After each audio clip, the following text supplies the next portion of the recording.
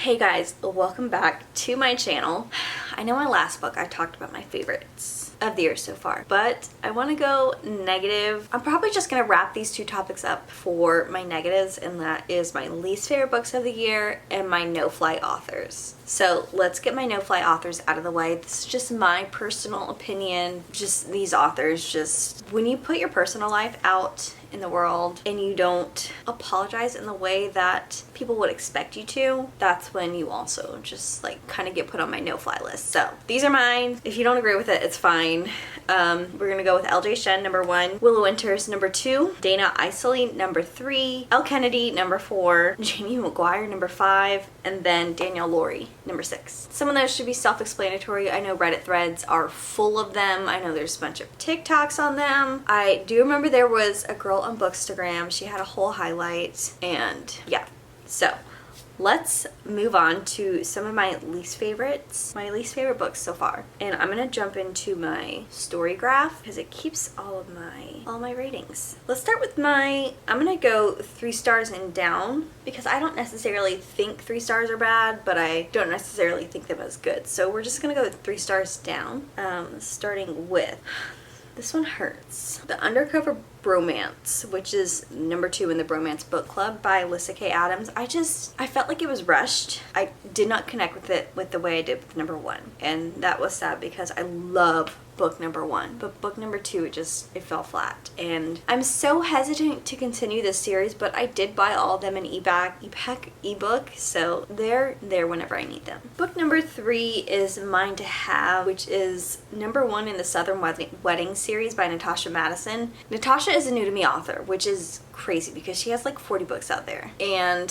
every time I would see an ad of hers on Facebook, I would screenshot it and then I'd be like, yes, you're gonna read it. But I think there's a reason why I haven't, even though I have a new arc of hers on my Kindle right now. I'm giving that one a shot. I'm giving it another shot. I didn't love the way this second chance romance was done. He invited his ex to his wedding, but then his fiance called off the wedding because she said that she was in love with her girl best friend. And so the night of the wedding, him and his ex get together. It was a very weird second chance romance. There was no angst. It was just like, it went up and then it just stayed stagnant the whole time. Number 3 is The Hurt of Letting Go by Lexi Bison. It was an okay read. It was on the young adult side of college romance, which I think Lexi has a lot of potential as an author, but she needs some grit. It was very wordy. There were a lot of separate words, which this is where I'm just a little bit too nitpicky. A lot of separate words where she could have just meshed them together for contractions, or she could have like cut paragraphs out because it did get lengthy. And so that's what threw me off as a reader. Number 4 is Beholden, which is the second book in the I don't think this is a consolation duet. It's number 2 in the Salvation series. This is by Corinne Michaels. I love Corinne Michaels, but this one, I think Catherine and Jackson, while they're good together, she was annoying. Very back and forth. Didn't give him a chance to explain anything. And so that made my listen, like, I rolled my eyes a lot, but I did like it, but it's not my favorite. Yeah. And number 5 is Hidden Waters. It's number 3 in the Tattered and Torn series by Catherine Cowles. This one it fell flat. I don't know why it fell flat. I wish I can give you a decent answer and reason why it fell flat, but I didn't love it as much as I did book 1. And I haven't continued the series yet because I've had so many other books to read, and as soon as I bought the series on Kindle, she put all of her books in KU, so I'm not in a rush to read them. Next, we're gonna go with my 2.75 ratings. Mine to Take, which is number 5 in Natasha Madison's Southern Wedding series. Same thing, second chance. She was the wedding planner, unbeknownst to her ex and his fiance. I think this was like 40, or it might even have been 60% of the way through, is when he and his fiance finally decided that they weren't a good match and they didn't want to get married. That was it. Like, his whole inner monologue is how he just doesn't feel right with his fiance. Never voicing it to her, never even telling her that, oh, my ex-girlfriend that I stupidly broke up with when I was drunk is our wedding planner. Yeah. So I didn't like that one at all. I make my opinions very strong on this next one that I just did not love. It is Rewrite Our Story by Kat Singleton. I think small town romances can be done really well. I don't think this is I think she might succeed in like the rock star romance genre, but we'll never find out because she's not an author that I will read again because her writing style is not for me. I've read 2 of her books, and which the other one is on this list. So the premise of this one is that it's Cade and Bear. Cade is the older brother of her little sister's friend. So hold on, let's back up. We'll say best friend's older brother. And she is in love with him. He knows this, but he continues to push her away until she's about to leave for college. She wants to be a writer, which, okay, fine. It's fine. Whatever.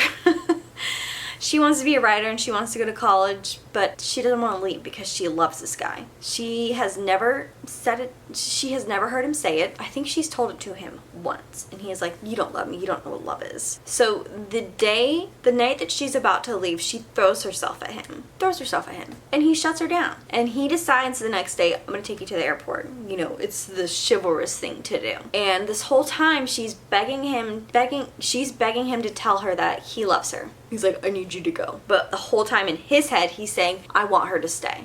It's just, it eventually becomes a full-blown miscommunication and gaslighting situation whenever she does come back because things happen. It's just, it was not my favorite. And a lot of people found that romantic. I found it gaslighting. It was a very gaslighting. Next, I think I was just in a slump when I read this book. It was What Heals Us.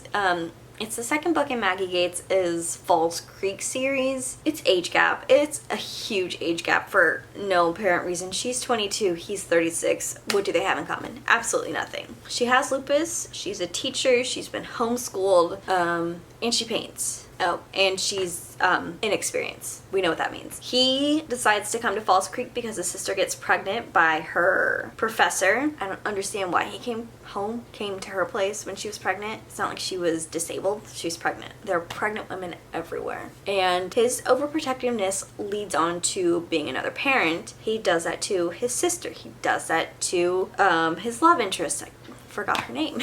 And it got very overbearing as a reader, along with his nickname for her. He intertwined sugar or sweets. Like, can we get different nicknames, please? The next one was Stormy Waters by D.K. Marie. I just didn't love this one. I didn't love this one. I cannot tell you anything about it just because I didn't like it.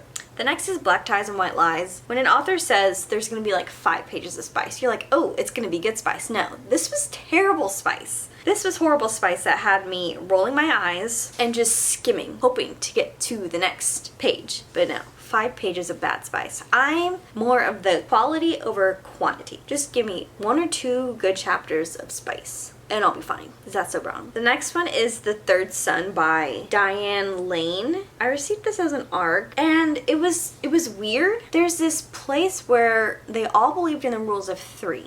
So, like, there were thruples everywhere. If one wife dies, they get another wife. Literally just rotating them out. Well, this one girl and her mother move, I think, Montana, Wyoming, I don't even know. Somewhere that it makes sense. Essentially, the girl, she's, like, betrothed to the brothers to where she eventually has to marry them. I don't know. It was a very weird book. I don't recommend it unless you're into that. It was whatever for me. This next one is hard. We're into my 2.25 stars. Siobhan Davis released a duet, The Dirty Crazy Bad Duet. This was book 2, so the final book. There was a lot of action, and this was advertised as a reverse harem, 3 guys, 1 girl, which she did her Sainthood series beautifully. Like, if I could recommend any reverse harem, that would be the book. And it shocked me because the main character, Ashley, is friends with the female main character from that series, Harlow. And she said, "Girl, I want what you have," and essentially she did. But the way that Siobhan wrote the whole book too, there was no romance, there was no action, there was no sexual scenes until like the last chapter when it faded to black. I was like, what? What? Like, the action and the build-up and everything else was great, but as soon as I got to the Fade to Black, that's when my rating plummeted. I didn't love that. So now we're on to my 0.5 star rating, oh my god, is The Hate Sick Diaries by Saffron A. Kent. 829 pages of what? Like, I know that she appeals to a bunch of readers, and I'm like, good, great, that's fine. That is for you. I tried it, and I did not love it. Like, if I could erase that book from my brain, I would. And she even had DM'd me on Instagram asking me if I wanted to read one of her newest releases, and I am tied up with ARCs right now. Not even that, if I wasn't, I would just be like, no, I'm sorry. No. There's a lot of lingo that she uses that her veteran readers are in love with, but as someone that's newer to her writing, no. No, but yeah, long-winded again. I'm hoping that this video is not super duper long. If it is, you know, grab some wine, grab some popcorn, and thank you guys so much for joining me in this excursion that was very negative. But I hope this doesn't push you away. I'm a generally positive person, and that's just me. I'm a positive person. I hate the negative. So whenever I rate a book below 3 stars, I know authors put a lot of heart into it, and I know that they're aware that their books won't appeal to every reader, but these books just didn't appeal to me. So I will catch you guys in my next video. Bye!